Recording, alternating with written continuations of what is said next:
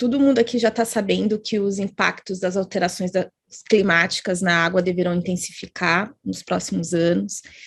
Na Bahia, quase metade das cidades da Caatinga, no entorno do Rio São Francisco, tem alto risco de sofrer danos provocados pela emergência climática. Então, nesse momento, gostaria de chamar o professor Francisco de Assis. Professor, por favor, se apresente. Muito obrigada. Boa noite. Inicialmente, gostaria de agradecer a Tatiane aí pelo convite de compartilhar aqui com vocês essa noite. É uma grande satisfação de minha parte. Eu sou professor aqui da Universidade Federal do Ceará. Tenho trabalhado nesse tema de clima e recursos hídricos, gestão de recursos hídricos. Na parte de clima e recursos hídricos, eu tive a oportunidade de coordenar o capítulo de impactos do clima do painel brasileiro de clima e recursos hídricos do painel brasileiro de mudança climática, e a gente tem feito aí alguns estudos e pesquisas nessa área ligada a clima e água, né? A Tatiane me pediu para contar uma história para vocês hoje, uma história sobre a questão das águas e mudanças climáticas no São Francisco. Minha boca é meio torta por conta dos artigos, etc., então eu talvez tenha carregado aqui um pouco em alguns gráficos, né? E talvez não tenha tido a fluidez da Ana Paula, a quem parabenizo aqui a apresentação. Então, eu vou tentar mostrar para vocês e vou tentar contar essa história. Essa história que eu vou contar vai acontecer em 3 atos. Primeiro ato, eu vou querer mostrar para vocês aqui como é que é a configuração da Bacia do São Francisco em termos de recursos hídricos e a interconexão de água, alimento e energia na Bacia do São Francisco, e como essas coisas têm que ser pensadas juntas com o clima. Segundo ato, quando a gente fala em mudança do clima, a gente faz uma mudança de alguma coisa que existe. Então, eu tenho que dizer o que é que existe. Qual é o padrão hoje de ocorrência das águas na Bacia do São Francisco. Para, no terceiro ato, eu trabalhar a questão dos impactos na Bacia do São Francisco, e esses impactos vão estar ligados basicamente à questão de energia, mas principalmente a questão da água e de agricultura, foi que eu trouxe aqui os principais impactos que devem acontecer em função da mudança do clima. Então, primeiro ponto, visão geral do São Francisco. Então, aqui é a Bacia do São Francisco, certo? Então, a gente tem aqui na Bacia do São Francisco, do ponto de vista de recursos hídricos, ela é muito marcada pelo setor hidrelétrico brasileiro, que construiu aqui uma cascata de reservatórios, que vão desde os reservatórios de Três Marias, Itaparica, Sobradinho, Xingó, certo? Então, a gente tem aqui já uma demanda pelo uso da água ligada à energia muito importante, que a gente precisa considerar quando a gente pensar na questão dos recursos hídricos e nos impactos da mudança climática na Bacia de São Francisco. Além dessa demanda que a gente vai ter estabelecida de energia, nós temos uma outra demanda importante, que é a demanda ligada ao abastecimento urbano, ao abastecimento rural difuso, à irrigação, criação de animais e abastecimento industrial. Hoje, essa demanda conjunta do São Francisco já está em torno de 309 metros cúbicos por segundo. O que é isso? Para vocês terem uma ordem de grandeza do que é 309. Para a cidade de Fortaleza, consome 10 metros cúbicos por segundo. 309 já é um número razoável, mas razoável com relação à vazão média de São Francisco, talvez não tanto. A vazão média de São Francisco ela chega a ser 2.200 metros cúbicos por segundo. Então, a gente está falando de 309 em 2.200. A vazão mínima do São Francisco é em torno de 1.800 metros cúbicos por segundo. Isso antes de 2012. De 2012 para cá, essa vazão mínima saiu de 1.800 para em torno de 1.000, para em torno de 800, para em torno de 750, e a última liberação de vazão mínima do São Francisco durante a crise foi de 550 metros cúbicos por segundo. Então, a gente teve aí, nesses últimos anos, uma crise importante de abastecimento na região do São Francisco, em função dos baixos níveis dos rios. Isso é um fato importante, então a gente já está aí em ordem de grandeza da escala dessa demanda. Então, pensar na Bacia do São Francisco, a gente vai pensar nesse nexo entre água, clima, alimento e energia. Então, a gente precisa pensar no conjunto dessas ações para poder mensurar o tamanho do impacto das mudanças climáticas na bacia. Outro ponto importante é lembrar que o destino da Bacia de São Francisco ele não é definido só, digamos assim, condicionado só pela dinâmica política, institucional, dos novos estados que participam na transposição de São Francisco, mas os estoques de água da transposição do São Francisco tem a ver com uma transposição de energia que nós temos, que é a Bacia de São Francisco faz parte do Sistema Interligado Nacional, e quem define, em grande medida, como vai se dar a operação das barragens do São Francisco, que define as vazões que vão escoar nos rios, é o setor hidrelétrico brasileiro. Mais recentemente, o Operador Nacional do Sistema, ONS, ele teve uma resolução conjunta com a Agência Nacional de Águas, e agora Água e Saneamento, que é a ANA, e eles definiram aí já um certo redução desse impacto do setor hidrelétrico, né? As realidades da Bacia de São Francisco começam a ter uma relevância maior, e não vão ser só os despachos do setor elétrico, mas é uma outra dinâmica importante. Então, aqui é o setor interligado nacional, aqui é a matriz de energia do Brasil, onde a gente tem 67,6% hidrelétrico, e dentro desse sistema interligado nacional nós temos aqui o São Francisco. Então, o quadro geral que eu queria dar para vocês é o seguinte: pensar na questão da água não é pensar só na disponibilidade da água, é pensar também nos usos. E os impactos vão dar não só na ocorrência da água, e da água como sendo um meio de subsistência para os ecossistemas aquáticos, mas pensar também qual é o impacto que nós vamos ter no conjunto dos usos da água na região hidrográfica do São Francisco. Então, a gente vai ter aqui um quadro geral, né? A gente vai ter aqui no São Francisco a ideia no Nordeste todo, que basicamente aqui é São Francisco, a gente vai ter aqui uma redução nessa produção de energia hidrelétrica, em função da mudança do clima, no Norte também, e no Sul tem um aumento. Então, a configuração da energia no país muda com a mudança do clima, isso vai impactar o São Francisco imensamente.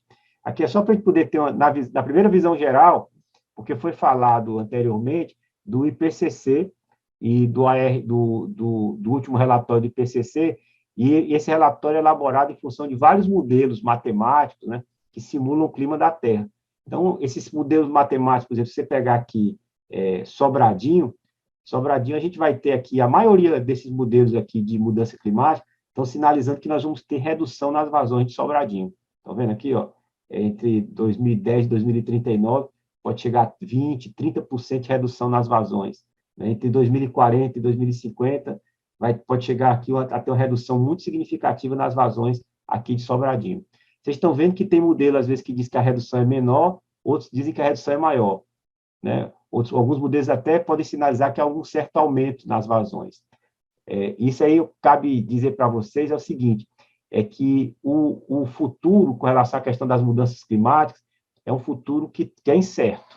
E existe uma incerteza que esses modelos tentam representar, que é a incerteza associada à dinâmica do sistema terrestre. Porque, por exemplo, a água é o último componente, teve o vento, teve a evaporação para até gerar precipitação e gerar vazão nos rios. Então, existe uma certa incerteza que os modelos eles tentam representar. É por isso que, às vezes, alguns modelos dão um sinal um pouco mais intenso de redução, outros um pouco mais intenso, outros um pouco menos intenso do processo de redução das vazões.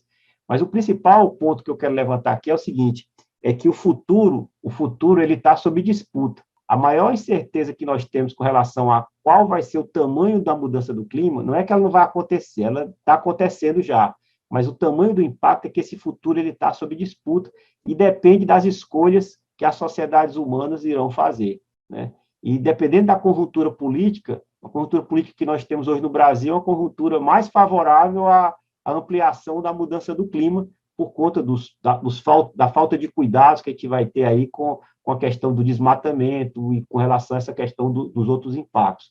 Então, o tamanho, digamos assim, do impacto da mudança do clima depende das nossas decisões enquanto sociedade, decisões políticas de que tipo de desenvolvimento a gente quer ter. Então, aqui é só, de novo, Sobradinho, que ali era o Brasil todo, aqui só Sobradinho aqui, que teria essa redução que a Tatiane já sinalizou aí no início da nossa fala, que existia uma tendência dessa região norte e nordeste do Brasil ter reduções de vazões, e aqui isso aqui está sendo materializado nesses modelos aqui do CEMIP 5. A gente já está no CEMIP 6, daqui a pouco eu mostro o CEMIP 6. Certo? CEMIP é o seguinte, o IPCC, ele proporciona um painel de várias instituições no mundo, e essas instituições elas rodam um modelo que simula o clima da Terra como um todo. E essas simulações do clima da Terra como um todo é que nos permitem fazer as avaliações do que vai acontecer com o nível do mar, que vai acontecer com a precipitação, o que vai acontecer com a temperatura, porque o clima ele é relativamente complexo, certo? Às vezes tem o que a gente vai chamar de feedback, né? Retroalimentação positiva e negativa. Tem mais nuvem, significa o que vai acontecer com o clima, tem mais CO2, aumenta o tamanho do reservatório atmosférico, aí aumentar o tamanho do reservatório atmosférico, esse reservatório atmosférico guarda mais água, guardar mais água tem mais nuvem, a nuvem reflete a energia que veio do sol, então, se tem feedbacks que a gente chama positivos e negativos, por isso não dá, às vezes, como algumas pessoas tentaram fazer no programa Jô Soares, em 2, 3 minutos, explicar o clima da Terra. A gente pode explicar de uma forma mais geral. A gente precisa desses modelos de simulação que representam todos os processos que são esse que a gente vai chamar de retroalimentação positiva e negativa, para saber como vai se dar o comportamento do clima no planeta como um todo. Então, é por isso que a gente tem mais de 20 modelos que a gente utiliza para poder construir esse tipo de cenário que eu estou mostrando aqui para vocês. Então, de novo, o futuro está sob disputa em função das escolhas de desenvolvimento que a gente tem, e existe aí essa incerteza, então, associada a esse processo, apesar de ter um sinal muito forte de aquecimento, que esse é o que está acontecendo, aquece, mas a gente vai ter, às vezes, alguns reflexos diferentes no regime de vazões e precipitações.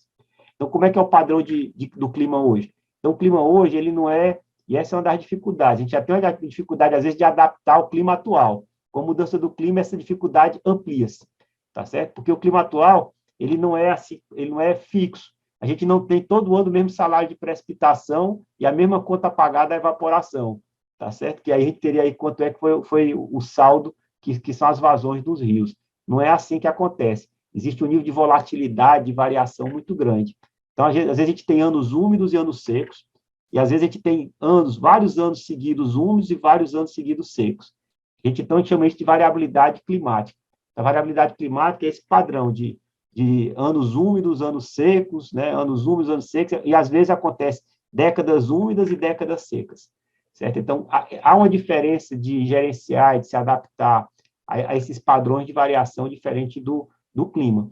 E a mudança do clima vai fazer o quê? Com que esses padrões de variação se modifiquem. Então, a gente não é só simplesmente mudança da média, tá certo? Se fosse, era mais fácil a gente estimar o que é que a gente tinha que fazer. Na realidade, o que muda é você vibra de uma forma, o clima fica variando entre anos úmidos e secos num período, e agora ele vai vibrar de uma forma diferente.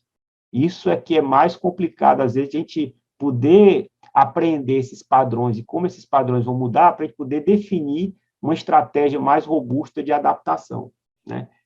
Pegando aqui Sobradinho como exemplo, e esses reservatórios da Bacia de São Francisco, a gente vai ver o seguinte, ó, só para vocês terem uma ideia aqui do que eu estou falando desse padrão de variação. Sobradinho aqui é o D, esse aqui, ó. Tá vendo? Como é que é o regime de vazões de Sobradinho? O que for vermelhinho aqui, ó, são anos secos. O que for azulzinho aqui, ó, são anos úmidos. Vocês estão vendo como é que o clima condiciona o regime de vazões? Olha, não é constante. E a mudança do clima vai alterar esse padrão. Tá certo? Então, por exemplo, o que é que a gente está vendo? Ó? Décadas mais úmidas, seguidas, às vezes, de décadas mais secas. Então, além dessa variabilidade entre anos, a gente tem variabilidade entre décadas. O que é que acontece a partir de 2012 aqui na Bacia de São Francisco? Vazões muito baixas. Será que já é o efeito da mudança do clima se manifestando aqui e gerando um período de vazões muito menor do que o que a gente tinha no passado? Pode ser, tá certo? Essa é uma hipótese razoável, tá certo? Não só o uso do solo, mas a mudança associada à questão do clima. Então, a gente tem aqui, então, um regime, que é um regime de variabilidade aqui no São Francisco, que eu vou passar rapidamente aqui para vocês, tá? Então, depois eu comento um pouco isso. Então, esse regime de vazões, ele deve se modificar, certo? Ele vai se modificar a partir desses impactos das mudanças do clima. Da mesma forma que a gente tem essa variabilidade nas vazões, a gente também vai mudar a variabilidade na precipitação.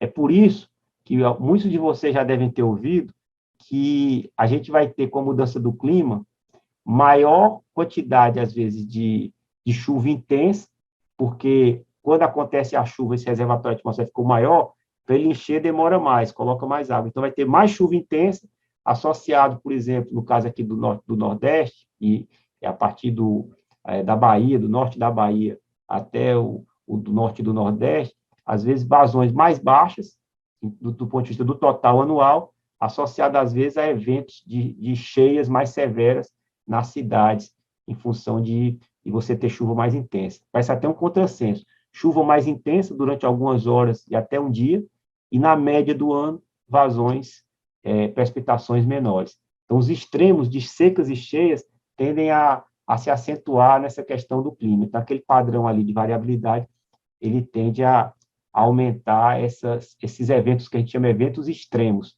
de secas e de cheias. Como é que isso vai acontecer e que tipo de impacto a gente vai ter no Nordeste? Então, de novo, a gente usa esses modelos de mudança do clima que simulam o planeta todo. Então, esses modelos na década de 70 eram bem simplificados. Hoje em dia, esses modelos já contemplam a simulação dos oceanos, né, de toda a atmosfera, de nuvem, química de nuvens, tá certo? Toda a composição aqui da atmosfera dos oceanos são simulados também aqui dos continentes, nesses modelos. Então, a gente tem com esses modelos, analisa basicamente a quantidade de aumento de energia que vai chegar à Terra.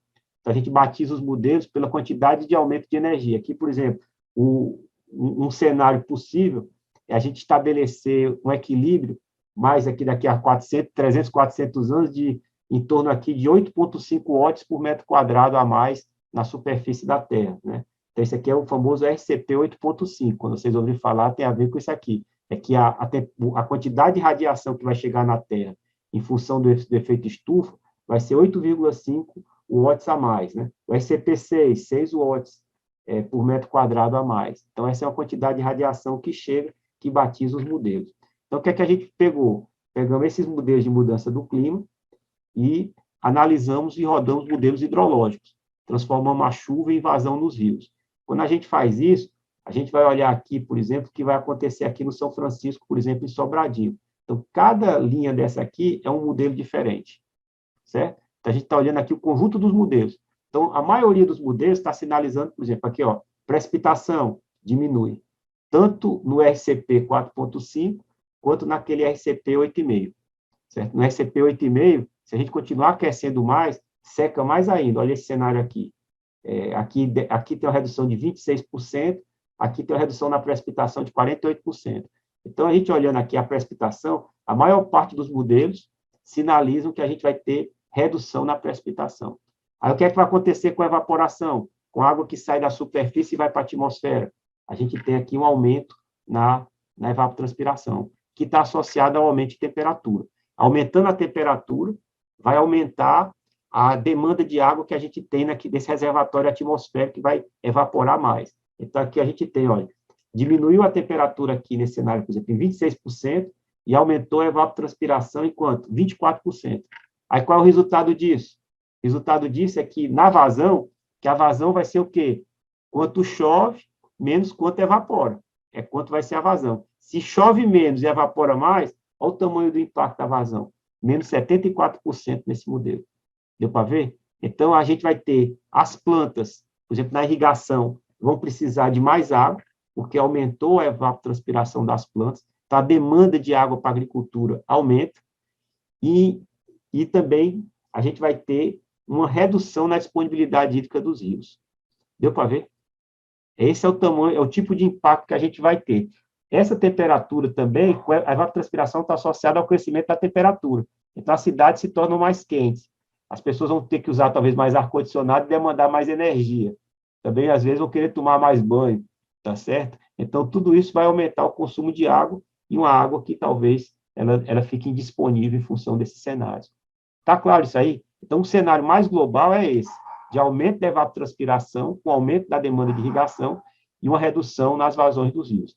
Tem modelos que, minoritariamente, vão sinalizar noutra direção, de talvez até um pouco de aumento da precipitação. E por que tem essas divergências nos modelos? Tem divergência no modelo porque eles representam o sistema terrestre de forma diferente. São equações matemáticas de balanço de radiação, de energia, que são utilizadas. Aí a gente olha o conjunto dessas configurações dos modelos para analisar os cenários e definir a estratégia de adaptação. Tá bom? Essa é a ideia básica, certo? Mas, então, aqui, na maioria dos modelos, vai sinalizar isso aí. Eu não vou passar isso aqui para vocês, fica só como referência. Então, a gente tem aqui cada um dos modelos, precipitação, evaporação e vazão, como elas evoluem no tempo. E sempre vocês vão encontrar isso aqui, ó. Evaporação e temperatura aumenta, vazão aqui, no caso, ó, diminuindo, certo? É a precipitação pequena, às vezes uma mudança que não é tão grande na precipitação tem um impacto muito grande nas vazões. Por quê? Por conta desse efeito combinado entre precipitação, então você diminuiu o salário e aumentou a dívida, né? O salário de chuva e a dívida de evapotranspiração, se você já diminuiu o salário e aumentou as contas a pagar com a evapotranspiração, o saldo lá de vazão se torna cada vez mais complicado. Tá? Então, a gente vê isso aqui. Aqui é o impacto que a gente vai ter na agricultura, tá certo? Ter esse impacto aqui na agricultura é um trabalho que depois eu vou deixar esse livro à disposição. Por exemplo, a gente vai ter perdas, aumentar o risco na produção de algodão. Então, o risco na produção de algodão aqui é uma situação favorável. No cenário de mudança climática, a produção de algodão deve piorar, né? Outra produção importante, aqui de milho e feijão. Por exemplo, o milho e o feijão na Bacia de São Francisco, essa aqui, o que é verdinho é que tem baixo risco, né? E a gente vai ter também um processo de piora nas primeiras décadas em função da mudança do clima, né? Perda de produção agrícola, de indicadores agropecuários. Então, aqui é exatamente indicador agropecuário do ponto de vista de produtividade.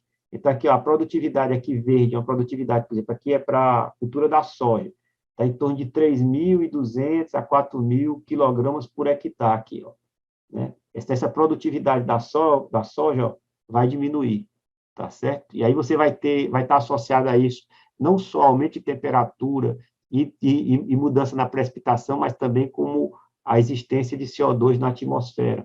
Então, o cenário não é muito alvissareiro, não é tão, né? Então, do ponto de vista do milho, também, olha, a produtividade do milho, a gente tem essa região aqui, por exemplo, no leste aqui no oeste da Bahia, tem uma produtividade do milho alta, que vai acontecer com o cenário de mudanças do clima, vai reduzir a produtividade do milho nessa região oeste, que é onde tem a maior digamos assim, produtividade ligada ao milho.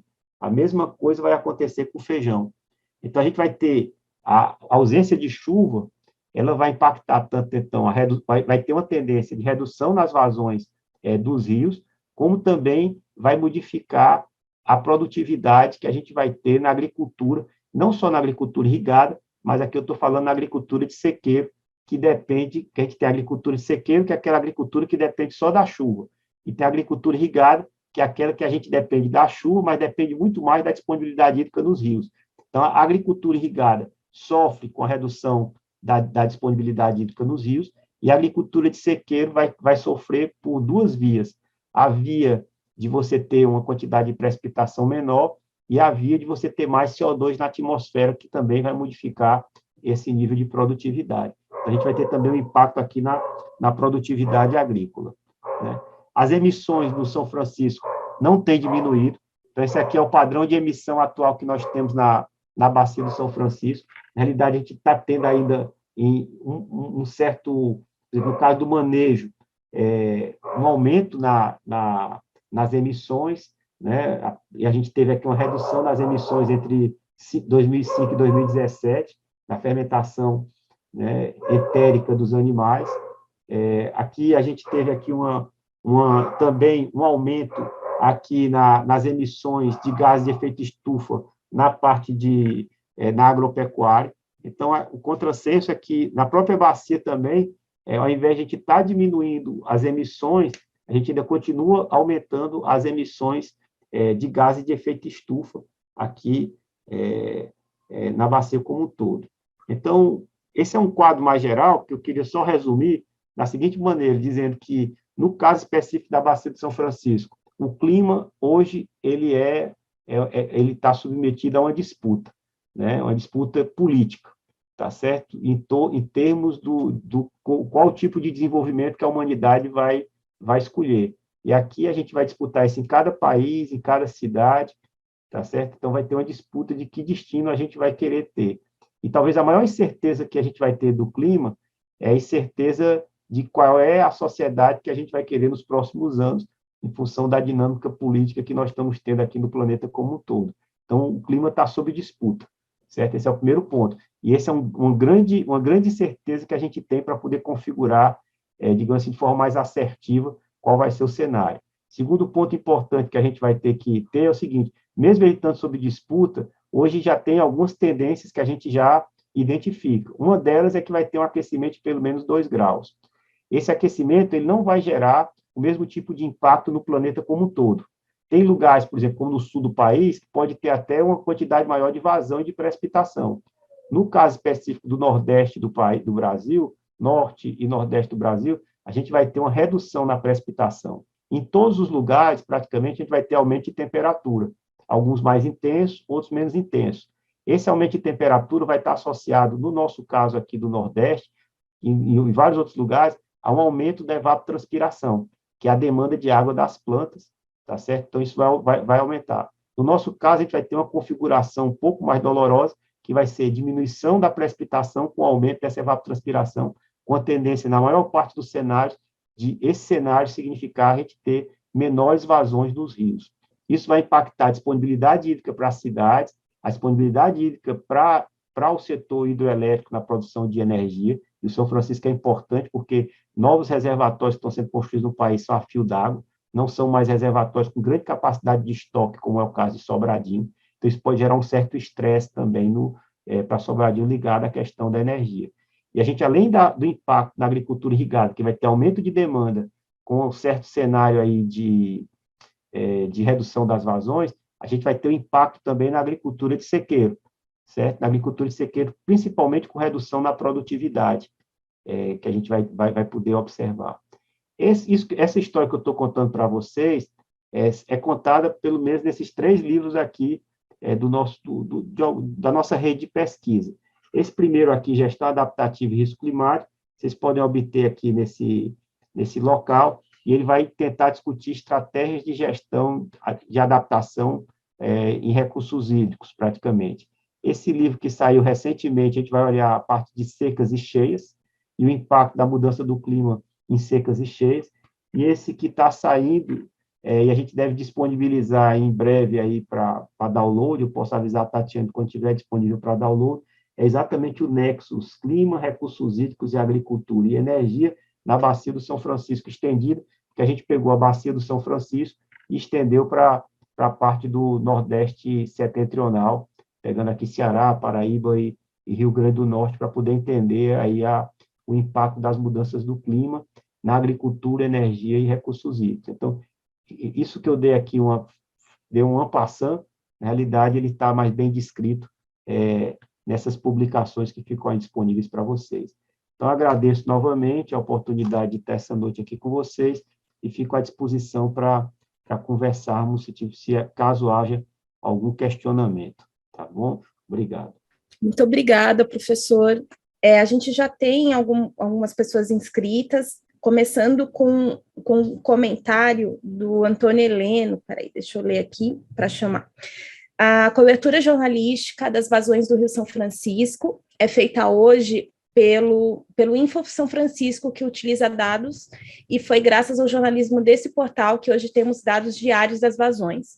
Antes eram dados mensais e isso era legalizado. Vale ressaltar que temos aqui no curso o Carlos Eduardo Ribeiro, que foi um comunicador local fundamental nessa disputa pelos dados públicos, e é o primeiro inscrito, né, Carlos Eduardo? A palavra é sua. Bom, boa noite, professor. Boa noite. Professor, nós estamos aqui, né, aqui no Baixo São Francisco, em Alagoas, Sergipe, há aproximadamente 25 anos. Né? E no dia 3 passado, o Mapbiomas lançou uma coleção nova, né? E isso nós constatamos, que visualmente, vivendo aqui no Baixo São Francisco, com todos os conflitos de água, né, que o São Francisco perdeu 50% de sua vazão.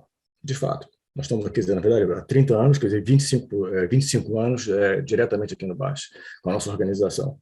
Então, para vocês entenderem o que está acontecendo aqui, tem diretamente uma crise climática, para se falar do São Francisco, que é um assunto que é completamente fora, digamos assim, da mídia tradicional, a nossa organização, que é não governamental, sem fins lucrativos, ela foi obrigada a criar um veículo de jornalismo, que é o Info São Francisco, de geojornalismo. Então, todos os nossos artigos eles são relacionados a uma geolocalização e sempre com mapas para que as pessoas entendam perfeitamente aonde aquilo está acontecendo, aquela situação, aquele evento, ou a relação daquele local com o dado que nós fornecemos. Tá? aquilo como que foi apresentado agora, de fato, o conflito com o setor elétrico, ele está aqui há 42 anos, desde a regularização para o Sobradinho, né? E, finalmente, no ano passado, através de disputas judiciais, porque nós entendemos que nós fizemos parte do Comitê da Bacia, nós somos membros fundadores, está certo? Nos retiramos do comitê quando a discussão com a transposição.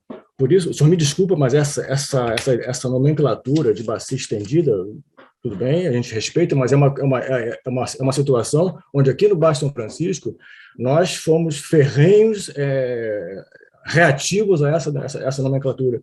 Tá?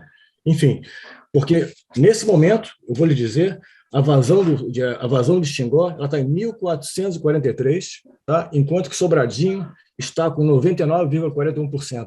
Então, nós temos uma crise hídrica imposta ao Baixo São Francisco, onde a bacia nunca, ela está o valor equivalente, tá? Todos os 3 principais reservatórios, Três Marias, Sobradinho e Itaparica, nós estamos com 86,89, tá? E a vazão mínima hoje, pela manhã, ela chegou a 680,47, que era justamente a vazão extraordinária, né, das autorizações extraordinárias de IBAMA em 2017, quando nós chegamos a 550. Então, o que acontece? É impossível para a gente, aqui no Baixo São Francisco, estabelecer um planejamento digamos assim, de resistência para a crise climática, quando o setor elétrico, ele simplesmente colocou as mãos, através de processos legais, regulatórios, inclusive com a própria, digamos assim, o benefício, né, do Comitê de Bacias.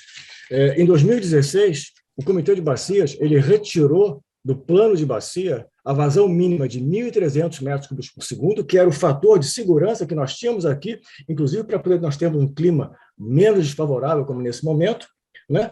Esse valor de 1.300 ele desapareceu do plano de bacia, que foi atualizado em 2016, tá certo? E ele favoreceu o quê? Em 2017, a Agência Nacional de Águas criou um grupo de trabalho do qual o próprio comitê faz parte, e com hidrólogos de várias universidades no Brasil, que estabeleceu uma resolução, a 2081, onde a ANA ela estabeleceu a vazão mínima de 700 metros cúbicos por segundo, que é insuficiente. Isso é aproximadamente 1/3 da vazão que nós tínhamos em 1979, com a regularização de Sobradinho, 2.060 metros cúbicos por segundo. Então, o que nós temos agora? Finalmente, para poder terminar, no ano passado, o IBAMA ele adequou a LO, a licença de operação de Xingó, né, a partir de uma demanda da Chesf, que isso é uma loucura.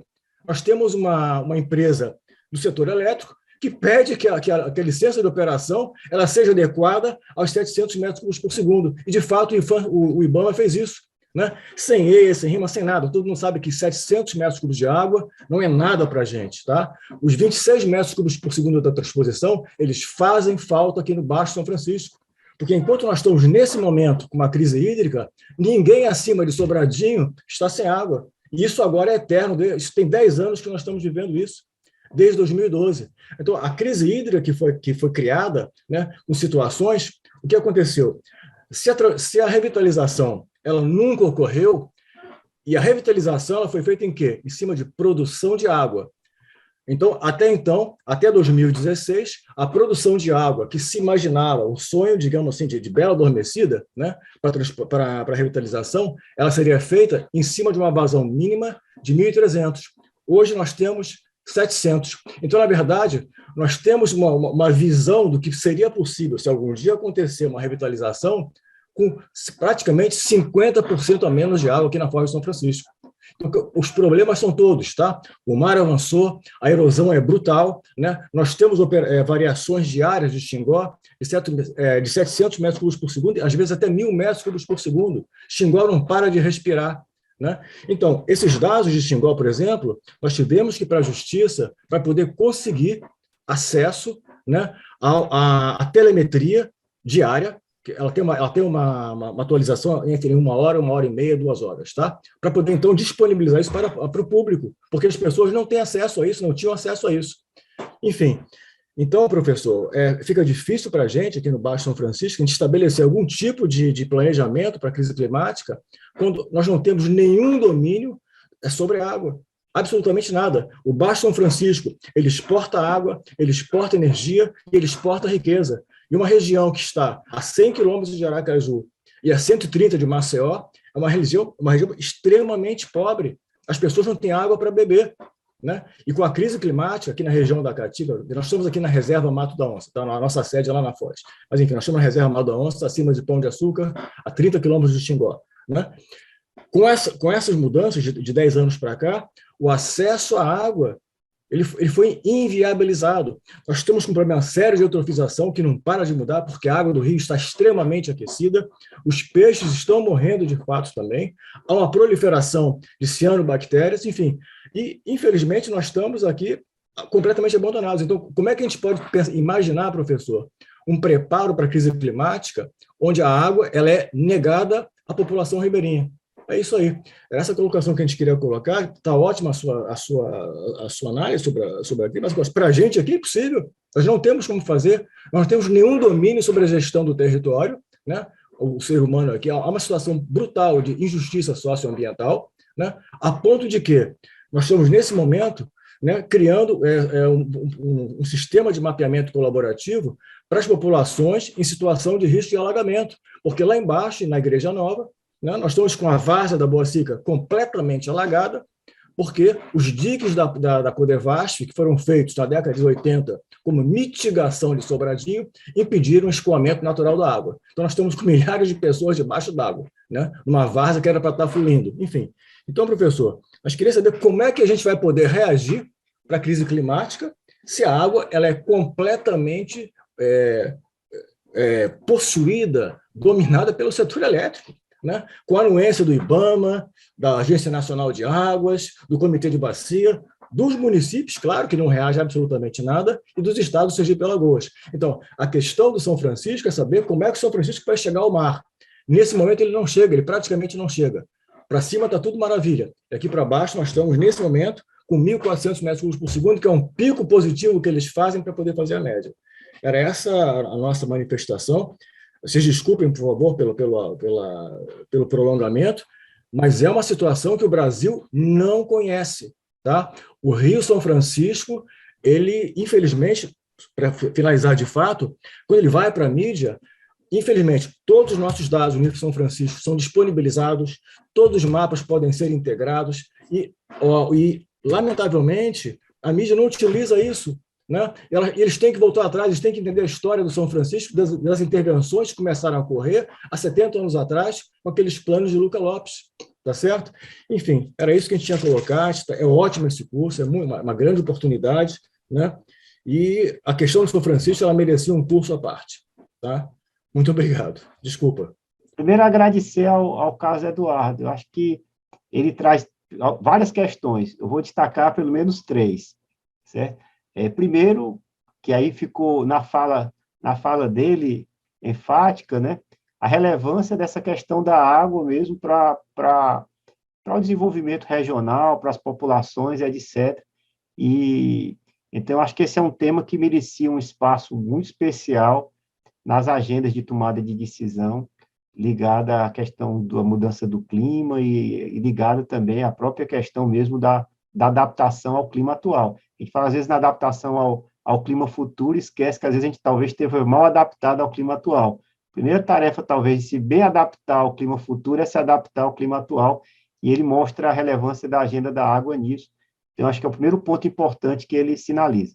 Segundo ponto importante que ele levanta, que eu acho que é um passo importante na direção de se construir uma solução sustentável, robusta, para a questão da mudança climática, e consiga nos trazer uma melhor adaptação, é que a gente precisa se preocupar com a governança da água.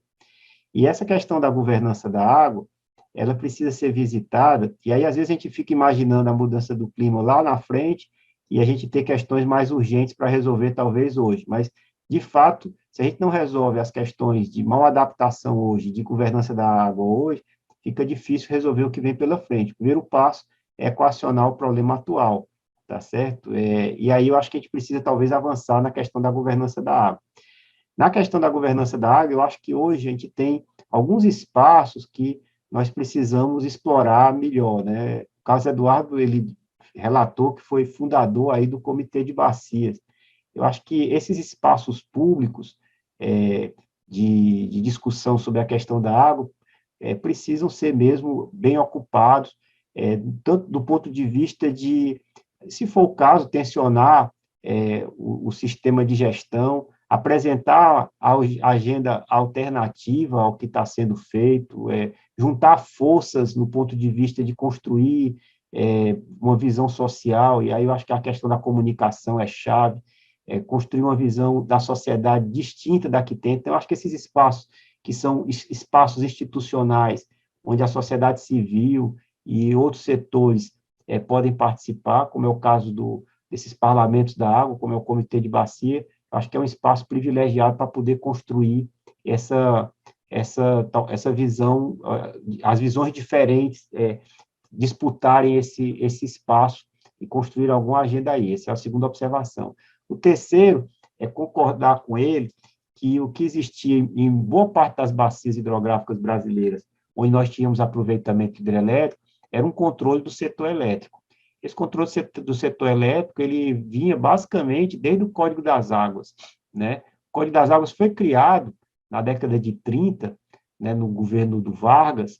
Ele foi criado exatamente para os rios que eram privados se tornarem públicos em uma certa medida, e quem dava outorga era o setor elétrico, e a forma e o objetivo dele era construir hidrelétricas para poder produzir energia para a industrialização que começava no sudeste do país. Então, o setor hidrelétrico, até praticamente a Constituição de 88, principalmente até a existência da ANA, no cenário nacional é quem controlava os grandes rios do Brasil. No Nordeste, Bahia está nisso, no Sertão, tinha outras instituições, mas não para os grandes rios, né? Principalmente aqui no caso do norte do Nordeste, tinha Denox e outras instituições, mas no caso geral, era o setor elétrico que controlava. Eu acho que no São Francisco, essas coisas começaram a mudar. Eu quero acreditar, Carlos Eduardo, e você já deu um sinal. Em 2017, pela primeira vez, assim, como é que o setor elétrico fazia isso? Ele faz o famoso despacho. Existe um modelo nacional de operação do sistema hidrelétrico que define qual deve ser a produção de cada uma das usinas. Itaipu, Sobradinho, todas elas, quem define é o despacho do setor elétrico, que é centralizado por um modelo de otimização rodado pelo Operador Nacional de Sistema, ONS. Isso, a partir de 17, já havia uma bacia que tinha recebido alforria nesse modelo, que era a bacia do Paraíba do Sul, e a segunda bacia, que de certa forma teve uma mudança importante, a partir de 17, foi a bacia do São Francisco, onde surgiu aquela regra de operação da ANA, em cima da crise do São Francisco, que começa mesmo a partir de 2012. Antes dela, até a gente tinha alguns indicadores climáticos do que é que justificava, de lá para cá, não. Então, a crise de 2012 que fez com que a vazão mínima chegasse mesmo a 550 metros cúbicos por segundo, né, Carlos Eduardo? Que foi uma vazão que a gente nunca esperava, que a vazão mínima anterior era de 1.800, 1.300, era esse número que tinha, uma vazão média de 2.200. Então, a partir de 17, a ANA fez uma proposta de uma nova resolução, o ONS concordou, e a partir de aí, a decisão aí já foi uma regra específica da bacia. Eu acho que eu concordo com você que a regra possa vir a ser aprimorada em função de demandas locais. Eu avalio também que uma parte importante, inclusive, de problemas que nós tivemos de abastecimento do Baixo Vale do São Francisco estava associada às tomadas d'água, né, pelo que foi relatado por alguns colegas que fizeram essa visita em local e tudo, mas eu avalio que foi um avanço já, no sentido de você consertar uma solução na bacia e, a partir daí, essa consertação começar a gerar algum tipo de condicionamento e impacto no setor elétrico. Mas concordo também que eu acho que é um amplo espaço ainda de discussão, aprimoramento e reflexão, né, para que a gente possa aprimorar a governança das águas na bacia do São Francisco e no país, e eu acredito que a participação social ela é fundamental. Acho que o Brasil avançou muito em romper com a visão setorial, que havia fortemente, mas isso é uma construção, e você ter espaço de participação social. E acho que isso é chave, a gente construir uma boa governança das águas agora, para podermos enfrentar o processo de adaptação que tem que ter, porque o futuro ainda é mais desafiador do que o presente, pelo que sinalizam aí esses modelos de cenarização da mudança climática.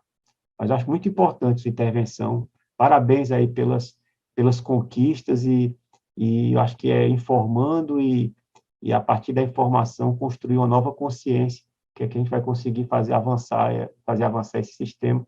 Mas acho importante também ocupar esses espaços institucionais, sua voz deve voltar ao comitê de bacia e tentar construir uma nova visão. Tem muitas universidades ligadas aí ao comitê, né? O pessoal da Bahia com a Ivonilde, o pessoal de Alagoas aí também com o Vladimir e Valmir, né? Tem muita gente boa aí envolvida no processo, junto com vocês, eu acho que tem condição de fazer uma grande concertação.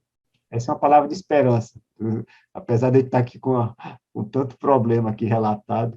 Tem as duas últimas perguntas que a gente vai fazer. A primeira, professor, é do Delso Rodrigues. O reflorestamento das áreas de reserva legal, APPs, unidade de conservação e terras devolutas da Bacia do São Francisco, contribuiria para o aumento da vazão do rio?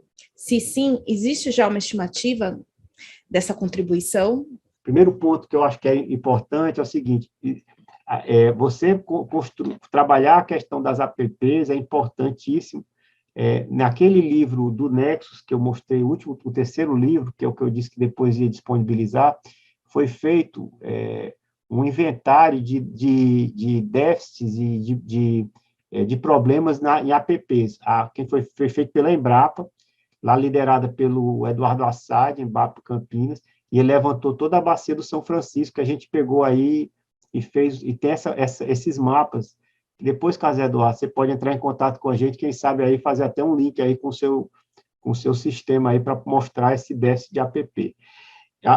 Você fazer reflorestamento é importante, principalmente de margem de rio, porque evita erosão, sedimentação, etc., né? A questão das florestas e o impacto das florestas, e você ter grandes florestas nas bacias hidrográficas, ela ajuda no microclima. Tem um debate aí, que eu tenho que ser bem sincero aqui, na literatura, sobre qual é o tamanho do impacto que a gente vai ter no aumento das vazões. Então, tem relatos de artigos que dizem assim, que talvez a floresta não aumente muito as vazões, outros mostram que a floresta pode aumentar as vazões dos rios. Isso depende do tipo de floresta, do sistema radicular das plantas. Agora, eu me recordo muito de uma bióloga lá da UNB, que ela diz assim: se a água não estava aqui, ela vai para um outro lugar também, que é importante, e a floresta ela tem outros serviços ambientais que precisam ser mantidos. Então, eu acho que a floresta pode ajudar, dependendo do tipo de floresta que vai ser replantada na questão dos caudais, mas, independente disso, existem outros serviços ambientais que precisam ser, que ela dá, né, desde qualidade da água. Às vezes a questão não é só quantidade, mas qualidade da água. Por exemplo, perda de mangue impacta a qualidade da água, não só questão de quantidade. Então, a gente tem que dar uma olhada no impacto geral. Eu sou muito a favor de que haja esse reflorestamento, certo? E, às vezes, talvez o impacto na vazão não seja tão significativo no rio, pode até não ser, dependendo do tipo, mas é importante de todo jeito, porque reduz sedimentação e tem outros serviços ambientais que estão aí acoplados. Então, tem que escolher bem também qual tipo de manejo que vai ser trabalhado. Mas eu acho extremamente importante. E tem um mapa já de quais são as regiões de maior déficit, feito pela Embrapa, e meu querido amigo Eduardo Assad, foi quem liderou o grupo dentro desse projeto do Nexus. Obrigada, professor. A última pergunta, a pergunta é da Laura Sergovia Tercic. Ela agradece pela apresentação, professor. Minha pergunta é: se considerando a sua experiência com a mídia e com a população em geral, quando se deparam com pesquisas científicas que se baseiam pesadamente em modelos e simulações assim, se te parece que há maior ceticismo? Isto é, em comparação com outras pesquisas relacionadas também com mudanças climáticas, mas sem uso de simulações. Adicionalmente, você acha que as incertezas naturais do método e do tema e a linguagem técnica atrapalham a mensagem dos cenários futuros hídricos e de agricultura, etc., para os tomadores de decisão em políticas públicas? Eu acho que essa pergunta é muito importante e talvez seja uma das grandes motivações do curso de vocês. Eu acho que a questão de comunicação científica ainda é um desafio no país. A gente tem poucas pessoas especializadas em comunicação científica que consigam traduzir essa linguagem mais áspera com que eu utilizei hoje, numa linguagem talvez mais suave e mais compreensível para o conjunto da população. Eu acho que a tarefa das pessoas da imprensa e da comunicação é decisiva para que a gente possa, digamos assim, conscientizar as pessoas do real cenário. Eu até parabenizo o curso em torno desse ponto, tá certo? Mas eu acho que é chave o papel da imprensa. O papel da gente aqui, do ponto de vista mais do campo da ciência, às vezes é o seguinte, pode até parecer assim meio estranho, mas a gente tem um compromisso muito grande com a busca da verdade, né? E às vezes e aí o que a gente vai tentar fazer nesse processo de busca da verdade é tentar localizar a melhor informação possível que melhor corrobore com o que está acontecendo, e é isso que a gente tenta fazer. Os modelos, eles são essenciais. Por exemplo, eu vejo alguns colegas, às vezes, mostram um gráfico, um raciocínio. Por exemplo, eu posso dizer aqui em 15 segundos que pode ter mudança climática e usar 15 segundos e dizer que não pode, pegando só a parte pelo todo. Você pegar um mero exemplo, assim, olha, não vai ter mudança climática porque quando começar a aquecer, o reservatório da atmosfera vai aumentar, porque vai ficar mais temperatura, vai caber mais água na atmosfera, com isso, tendo mais água na atmosfera, tem mais nuvem, tendo mais nuvem, a nuvem vai pegar e vai refletir os raios que vêm do Sol, com isso reduz a quantidade de radiação que chega na superfície, e essa redução da quantidade de radiação que chega na superfície vai esfriar. Posso dizer isso. Mas posso dizer exatamente o contrário, né? Que a maior quantidade de água na atmosfera vai fazer com que, tendo mais água, a água ela também tem um efeito estufa até maior do que o CO2, e essa quantidade de água que vai estar na atmosfera maior do que o CO2 vai aquecer mais ainda a atmosfera, e com isso vai estar mais quente. Deu para ver? Essas duas coisas são verdadeiras. Qual delas vai ser mais importante da simulação do planeta como um todo? Não vai ser um raciocínio rodado por um cérebro como o nosso.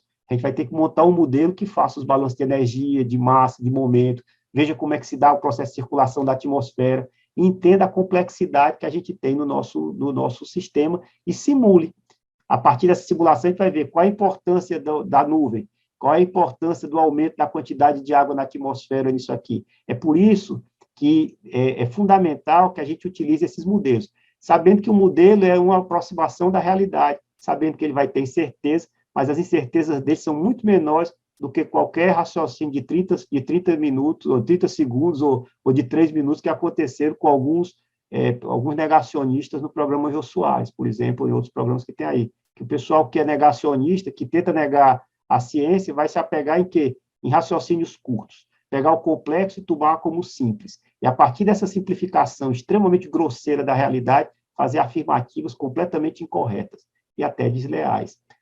Então, eu acho que a gente tem que utilizar o que o conhecimento nos proporciona para poder identificarmos qual é a certeza que a gente tem, quais são as certezas que a gente tem, para poder a gente construir um futuro que seja sustentável, que a sociedade tenha resiliência, que em qualquer um desses cenários a gente consiga prover água para a população humana beber água, para que tenha produção econômica, que tenha água para os ecossistemas, etc. Então, a vida é complexa. É por isso que a gente precisa cada vez mais de conhecimento. E esse conhecimento tem que ser traduzido para a população para gerar uma capacidade das pessoas escolherem qual é o destino que elas querem, né? E aí eu estou até muito próximo ao projeto Iluminista. Cada um tem que ter autonomia para escolher seu destino. E escolher o destino precisa ser você precisa de informação e você precisa de educação para isso. E o papel de vocês é muito importante nisso. Por isso é um privilégio estar aqui com vocês nessa noite aqui, já que eu estou notando que a Tatiana vai encaminhar agora para o final. Também é um privilégio, eu queria te pedir, o Antônio Heleno levantou a mão, eu estou numa situação... Desculpa, você é super breve. Professor, obrigado pelas suas palavras, pelos dados, só realmente assim, reforçando que educação, informação, a gente sabe que elas vêm conforme toda uma base, né, que a gente falou aqui, que é água, que é terra, né, e às vezes a gente está num, né, centro urbano, e quase todos nós aqui estamos em centros urbanos, falo eu também no centro urbano, mas quando o Carlos reporta uma realidade de quem vive numa reserva, de quem vive, de fato, na beira do rio, sem água, isso eu acho que coloca a gente para pensar no quanto também nós jornalistas, como a gente está vendo agora, por exemplo, a situação na Amazônia, em torno de 2 desaparecidos, e está rolando edital urgente para fazer ações de investigação sobre isso. E aí fica, né, uma provocação mesmo assim, que eu faço, em cima do que a gente falou aqui hoje, dos direitos básicos, que às vezes a gente não tem para ter outros.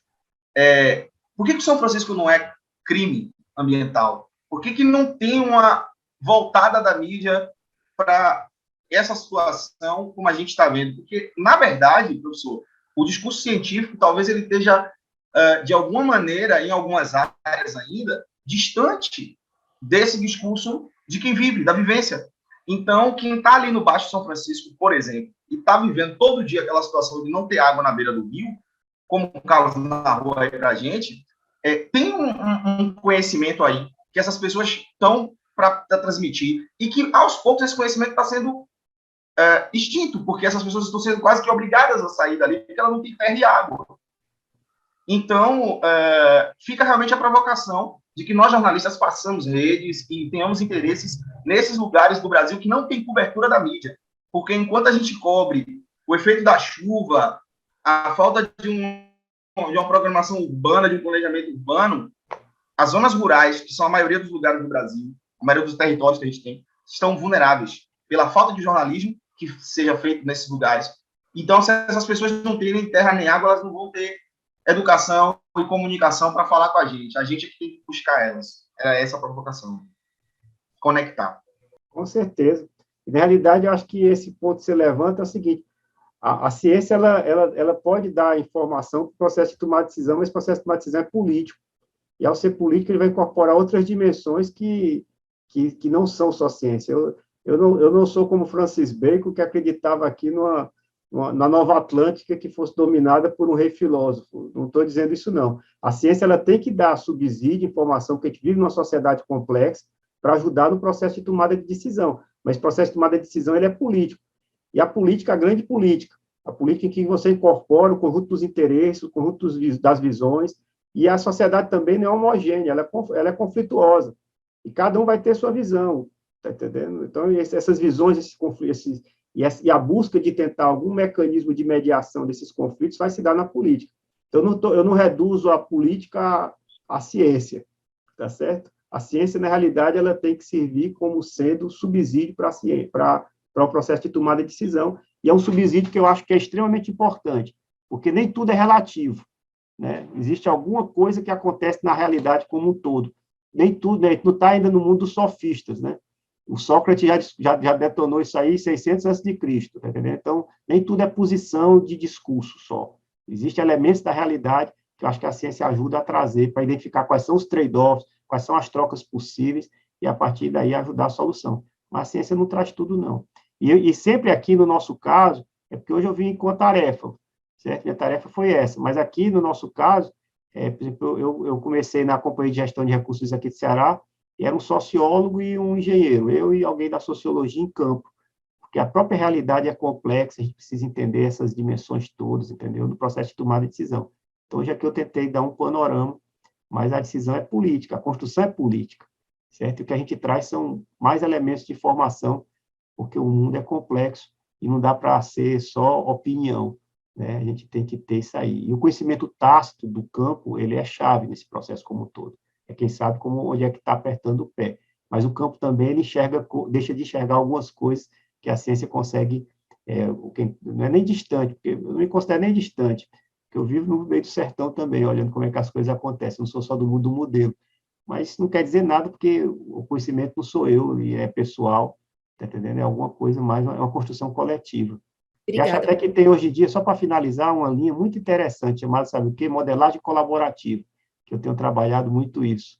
Modelagem colaborativa é o seguinte: a gente tem uma parte que a gente modela com modelos matemáticos, etc., mas tem outra dimensão que é do conhecimento tácito, que é o conhecimento que tem na população a partir das percepções. Então, como é que a gente consegue coordenar as informações e os dados e o conhecimento desses dois mundos?